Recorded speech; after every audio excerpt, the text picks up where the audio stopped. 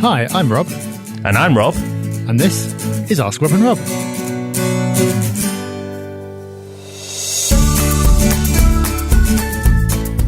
Hello everyone and welcome back to Ask Rob and Rob. For those regular listeners, you know what this is about. For those who don't, we're two guys, both called Rob, and we answer your questions on property. And we normally cover at least a couple a week, and this week's no different. If you'd like to join the show and get involved, it's really, really easy. Yes, it is. If you're a regular listener, do you know the number off by heart by now? Read it along with me. It's 013 808 00035. That's 013 808 00035. That's just one way. You could also go to thepropertyhub.net/ask and record it that way instead. I'll tell you what, it's pretty hardcore if they have remembered the number, because I haven't after how many episodes. So bonus points to you if you do know the number. So no excuses not to call us if that's the case. So do get your question in, then you'll be in the illustrious company of Noel and Tony. Let's start out with Noel's question and hear what he's got to ask. Hi, Rob and Rob. Noel here. Just want to say thanks for everything you do. You've helped me hugely over the past year with all the great content you both publish. So, my question. Using a property sourcer, not RMP I'm afraid, I secured what I thought was a good deal on a 2-bed apartment in Stevenage, in a building that's been converted right in the town centre near the station. Commutable to London, right near the station, fundamentals looked good. I did miss a couple of tricks, like ideally not having a ground floor flat or being near the entrance, but nothing massively concerning. It's got a nice outdoor space, so hopefully it'll turn out well. The big issue has been over the dimensions. The sales company gave me dimensioned plans, and these show the second bedroom to be 2 metres along the smallest wall, and they even picture a single bed lengthways along that wall, meaning good space left over in the rest of the room for furniture, etc. In the contract that I exchanged on is just a layout plan with no dimensions. I think they call it a lease plan. So it still shows the bed in the same orientation. However, the solicitors said that you'll never get dimensions on a lease plan in a contract, as things may flex or change a little bit during the build. So, massively delayed. One developer went bust a year late. When I came to inspect the second bedroom, it felt a bit small. Now, I didn't have a tape measure, so high-tech measuring device, I lay down, and I'm less than 6 foot. So when my feet were hanging out the door, I knew that dimensions were way shorter than they should be. Proper measuring with a tape revealed that the 2-metre wall was actually 1.6 metres, meaning a normal single bed couldn't fit in the layout pictured in the layout or the lease plan in the contract. My solicitors have been less than helpful, effectively saying there's nothing I can do. So I've had to have the dispute myself with the developer to try and get things sorted. I'm all for a bit of give and take on dimensions, but the whole flat is smaller than it should be, almost every dimension, a few centimetres here, a few centimetres there, but obviously in this case, 40 centimetres. And it's the same in other units in the block. Thankfully, by taking a pragmatic approach and getting them to change the bedroom door to open outwards, I think we've reached agreement. And I can fit everything I need to in the bedroom, and it's lettable. And we'll hopefully finally complete shortly. What I'd really love to know, though, is how I, and others, can protect themselves against changing dimensions with similar purchases in the future. Hope you can help. Thanks a lot, guys, as ever. Cheers.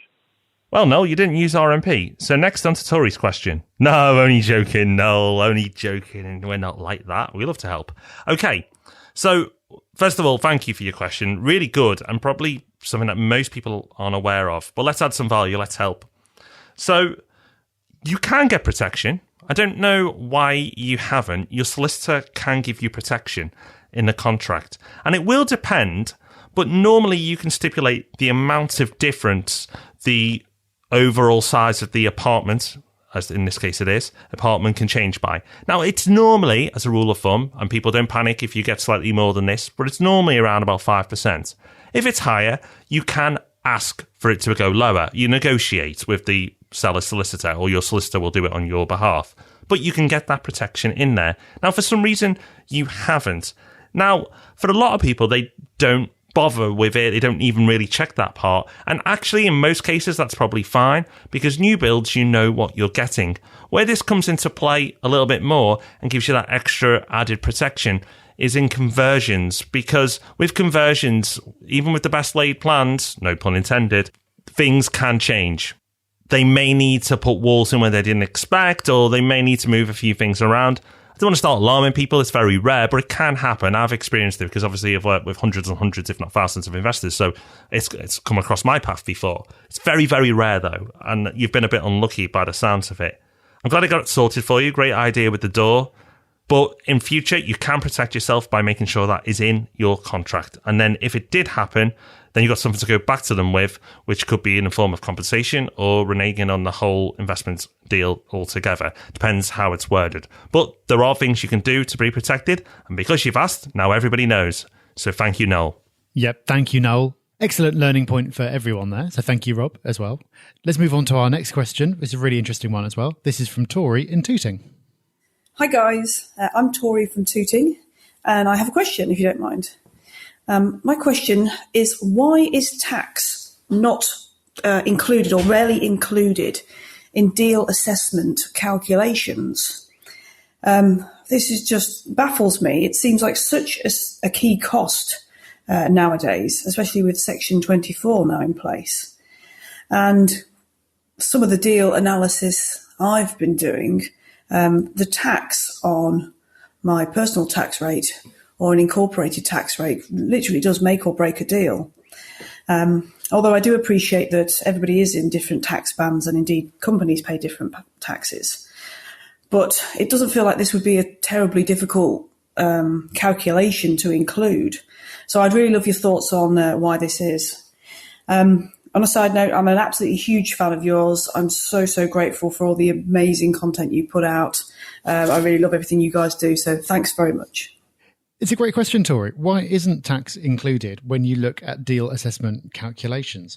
Well, I completely understand why you think that it should be on there, because tax is really important. And the fact that it's not on there doesn't mean that it doesn't matter. Of course it does. As you rightly say, especially with Section 24, it can make or break a deal. One reason why it's not really appropriate to have it on there, in my opinion, is that tax isn't calculated property by property. Unless you've got every property in a separate business of its own, they all get put together for tax purposes. So you might have profits with one property, you might have losses with another, and you need to take into account both of them. So you can't just look at a third property that you're looking at to buy and think about it solely on its own, because you have to consider the other two that you've already got. You also need to consider that you might have losses from previous years to carry forward, so that would throw out the calculations. And you might have general expenses that you could offset against the whole of your portfolio. So you can't look at any given property and say, this is what this property will do for me, because there are so many other things to take into account when working out your tax. And that's just you. Also, Rob, it varies so much between individuals. Absolutely. So how my tax affairs are set up are going to be different to Rob's, are going to be different to yours, Tories, and so on. Everyone's going to be different. You may have a limited company and invest through it. You may be a higher rate taxpayer. You may be in the lower band. You may be buying it for your own name. You may be buying it with a spouse. There are so many different variables to everybody's tax situation that if it was in a deal sheet, it'd be a pretty long deal sheet in the end with every tax scenario that you could go through. So while it is absolutely important to understand your own tax position, to respect it in a deal analysis sheet, while it makes sense, I understand why you'd think that way, it's just not really practical. So there you go. Hopefully you can now understand why it's not given to you. But of course, it is really important to understand your own tax situation and make sure that you're working out the impact of any purchases for yourself. So there you go. Another couple of questions answered. Everyone a little bit more knowledgeable than they were 10 minutes ago. That's how we like it. So we will leave you to it until Thursday, when we'll be back with the Property Podcast. Look forward to seeing you then. Bye-bye. Bye-bye.